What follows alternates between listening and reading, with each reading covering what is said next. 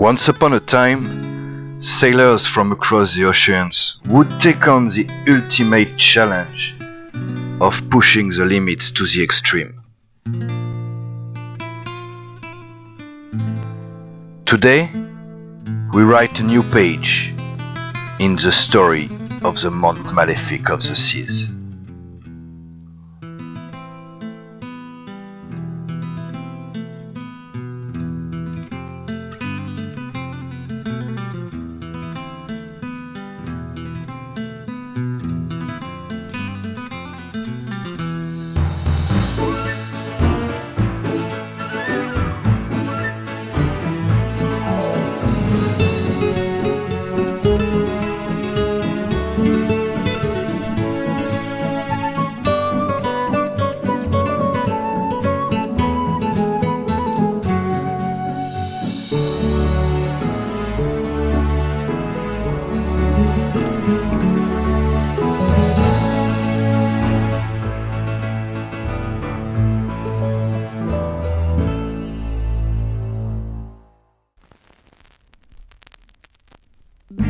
We closed the first race at a very high pace, and today we are in the infamous Cape of Eastwind. Good afternoon everyone, Sailwlind Sun, and after 14 days of racing this FireFish Globe 2024 edition, I can tell you that once again I've reached the checkpoint too late. But how fast exactly is the Imojunk going? Let's find out by going over the different iterations that the boat has seen in the last few months. And the hunt for the best rigging possible for this race actually started in Eastwind. That was during the ocean journey around the episode 39 or 40 I believe, when our captain had the first chance of trying out this single mast configuration, which is very good for most wind condition. Initially we're going with 3 staysails as well as the main brig sails, trying to maximize the overall sail area, but as soon as the boat reached Dragon's Cliff shipyard, the main brig sail was switched for a main junk sail, which allowed a bigger wind area. And at the same time there was an upgrade in the staysail as well, because the shipyard in DC offers a bigger junk jib. I believe it was a 20 yard that ended up with a lot of weight on the bow of the Imojunk, and ultimately ICU decided to reduce a little bit the wind area ahead of the main mast, and as we know, upgrade the mainsail to the condition of the boat that we know today, and which has provided very good speed. So this setup, first of all, looks amazing. I'm never gonna get tired of it. But we have a fin sail 10 yard with a total sail area of 217. Then you have a junk jib 16 yard, a junk jib 13 yard, as well as a small junk Genoa, which actually turns out to be extremely useful in this race, which allows the boat to have a very aggressive take in most wind condition and can draw 12 knots of speed fairly easily. What a boat! And there is a lot to say about the junk series actually, and to go from 40 string to Eastwind, I actually hopped into the main or the flagship of the Eastwind Chill Trading Incorporated business company, which has a very complex rigging, as you can see, and yeah, very different junk than the one currently engaged in the FireFish Globe 2024 edition. While I was going through the market of Eastwind, I actually noticed that there are some apples here. Carrot and cucumbers that I had already seen in Dragon Cliff, but apples, this is very cool. And without further ado, let's dive into our week 2 recap.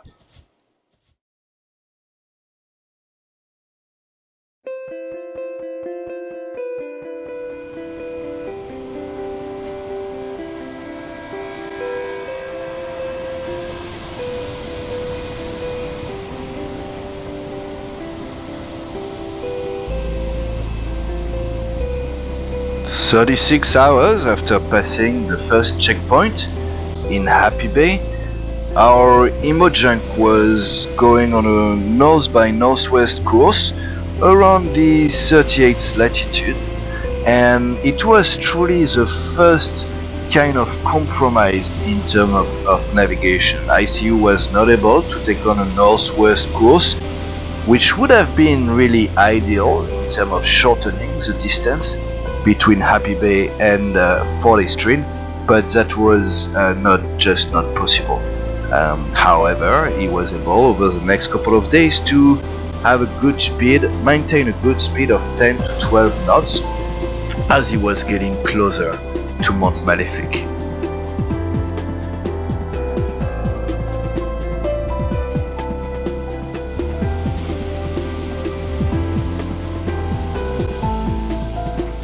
Good morning. It's 20 to 7 a.m. on day 85. I just actually reorient my heading to a more west-northwest heading. I believe I'm at 39 plus, if not 40 latitude, and hoping to be in a third longitude. And I don't think I can see Mont Maléfique just yet. Also saying that,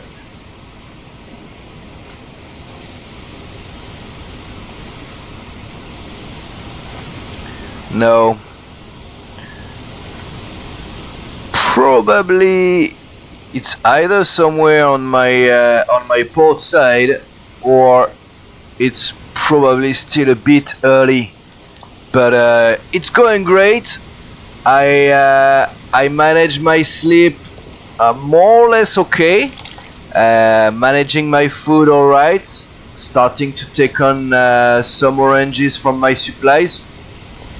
I'm smoking fish, which is very expensive in firewood, and I was doing 12 knots very early this morning, but it seems like it has I'm doing 9-ish, yeah, close to 10 actually, so still not bad. Just enjoying a little bit the start of the day. I'm gonna tighten up a bit those staysails as well. Nice. This boat is riding the wave like it's insane. I love it. Alright, if I'm trying to keep my things organized here. Not always easy, especially when I'm having some panic moment, like all the individual oranges that I had purchased from FireFish Town, they all did rot, and I didn't understand why. I thought they would dry up. The buns dried up, but the oranges didn't. Yeah, it's kind of weird. Almost on a western coast now. I'm gonna be looking for a slightly better angle, I think. Yeah, that's it. I don't need to go that west, I think. I'm looking for one more fish. Trying to always maximize the we're back in the 10 knot territory. Very nice.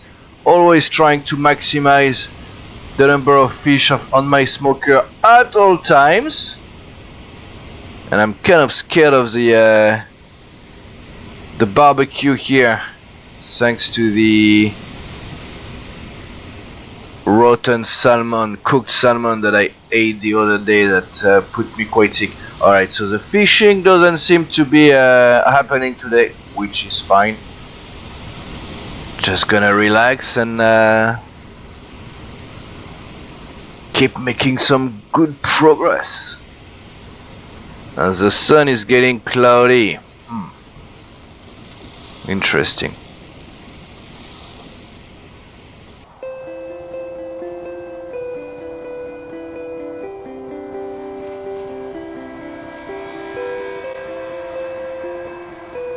Mount Malefic ended up being spotted at 1:30 p.m. that day, day 85, straight into a westward direction, as expected. The wind were fairly slow and it took a full day for the Imojunk to come at about the same level as the volcano. Since the checkpoint number 1 in Happy Bay, ICU had maintained a course mostly north before going westwards for the last few hundred miles.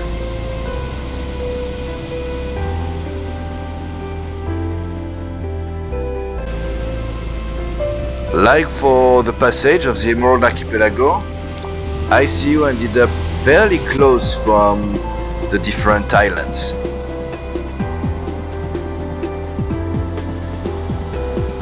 It even seems that he kind of misread his position and got quite close from Serpentine before turning more north towards Sunspire and ultimately the Eastwind Cape. The winds remained weak during that entire day, making it quite challenging to negotiate the approach to Eastwind Cape. ICU had to operate a few tack in fairly low wind, making the maneuver slightly more challenging than they should have been.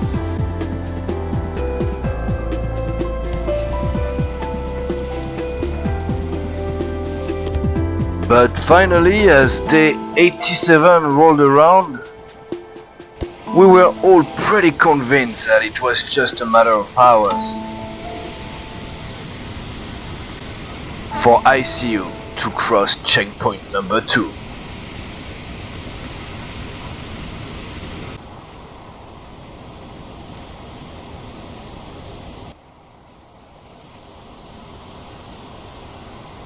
And here we are for the final approach to the Eastwind Cape and this checkpoint number 2. It took ICU a while, but it looks like he's just one tack away, and that tack is currently underway. Should position him very well for the passage of the checkpoint here.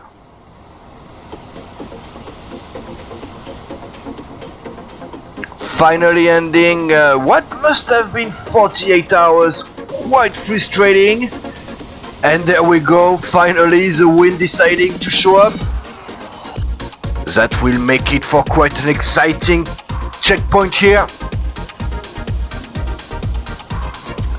ICU eating up the last few miles. Eastwind Cape often challenging for a newer sailor to spot. There's a very low profile on the ocean,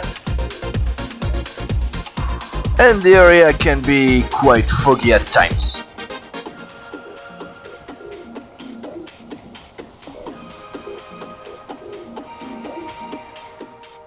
Always amazing to see the profile of this boat, which looks in a very, very good condition after 10 days of race.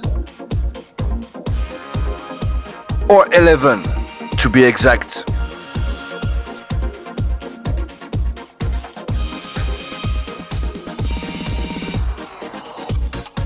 The judges are lining up, getting ready.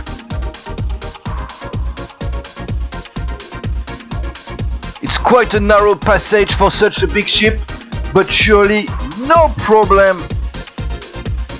for our skipper today. Judges looking at their clock. It's gonna be about 3:20 p.m. plus.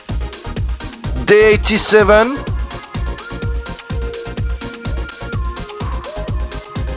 And second checkpoint of the race any seconds now. Top, we've got our time 3:25 p.m. That puts ICU and his Imojunk at 11 days, 3 hours and 25 minutes of racing to cover 1500 nautical miles, which is slightly below the 50% mark. So that's definitely a good pace, even though we have seen some slowdown between Happy Bay and Eastwind Cape compared to the first leg of the race. But that's still a very encouraging time. I would not recommend to extrapolate that too much, but ICU can now focus on this very large ocean in front of him. Not sure how many days it's gonna take him to cover the route up to checkpoint number 3 and Oasis, which will be our last checkpoint of the race. We will have the opportunity to connect shortly with ICU to get his feedback, but for now it does seem that he's taking a southern route, trying to take advantage as much as possible of the wind, which remain fairly weak.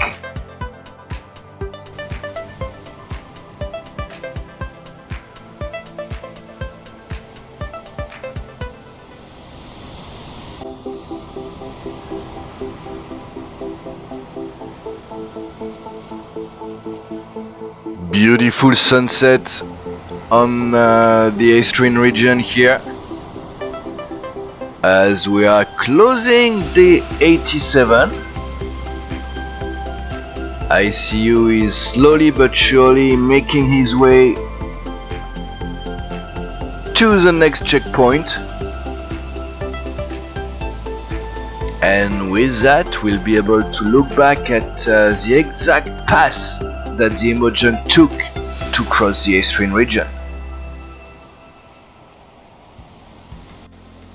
So once again, a bit like for the Emerald Archipelago, ICU ended up taking a course very close from the different island of Eastwind, which arguably might have slowed it down a little bit, forcing him to do a few tacks in order to reach the Eastwind Cape checkpoint before then heading south.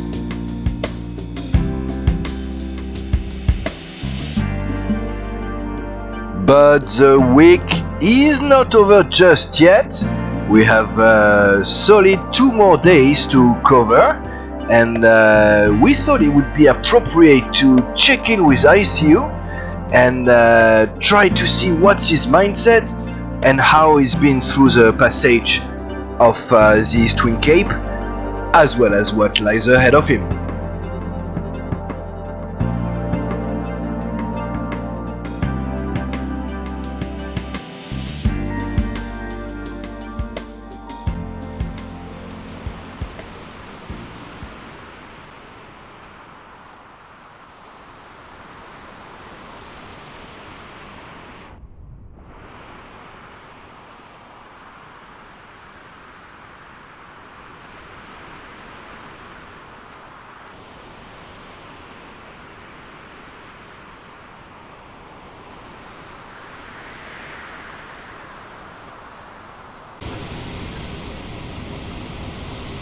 Coming on to 2:30 p.m. day 88. I think I can still, yeah, so Mount Malefic can still be seen in the distance plainest, actually. That's gonna make it easy for a reading. We can see probably 40 string over there, I wanna say, but it's getting quite tiny, so making some progress. We're cruising more than racing right now, going about 7-8 knots, which is a bit slow, but is pretty much on par with what I've encountered through my crossing of the Eastwind region, which kind of did upset me a little bit. I was hoping to be pretty fast. I made navigational error. That's for sure. I went way too close from Mount Malefic, which brought me into the region's local waters way too early, which I think cost me for sure a few hours. But that's behind us. We are going into quite a big leg of the race here. Took my reading at noon. I was between the 39 and the 40th latitude, and I was between at the limit between the 0 and the 1st longitude. So I'm trying to, because the wind is not too strong there, I know I can't, it's not going to be advantageous to go closer to the south heading. So right now I'm south by southwest, which kind of works for me, allows me to make some progress. But I'm gonna definitely be looking at the wind very closely, and I may, as soon as I can go west by southwest, this is what I'm gonna do. But as you can see, the wind is fairly weak, but nothing I can really do about that. And I'm just gonna enjoy a quiet afternoon of sailing. See you later.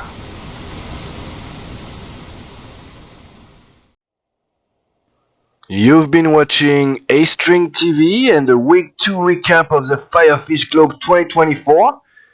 Sailwlind checking out. I hope you'll be here next week.